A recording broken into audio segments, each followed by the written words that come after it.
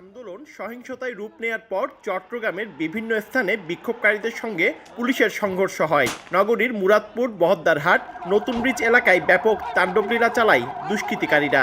ক্ষমতাসীন আওয়ামী লীগের পক্ষ থেকে আন্দোলনকারীদের মোকাবেলার ঘোষণা দেয়া হলেও নেতাকর্মীদের খুব একটা মাঠে দেখা যায়নি।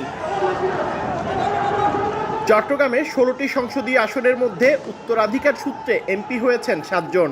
এছাড়া অন্যান্য অনেক আসনগুলোতে প্রভাবশালী সংসদ সদস্য থাকলেও মাঠে উপস্থিতি ছিল না কারো।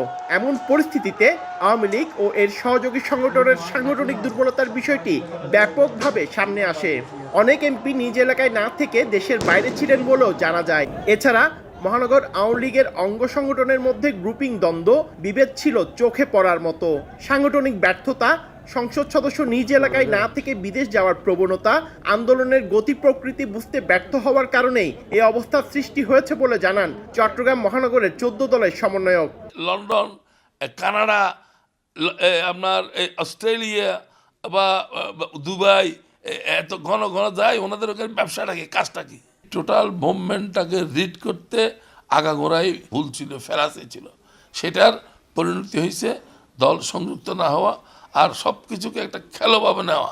এদিকে সাংগঠনিক ব্যর্থতার কথা অস্বীকার করে মহানগর আওয়ামী লীগের সাধারণ সম্পাদক জানান, অনেকে এ ধরনের উদ্ভূত পরিস্থিতির সঙ্গে খাপ খাওয়াতে পারেননি।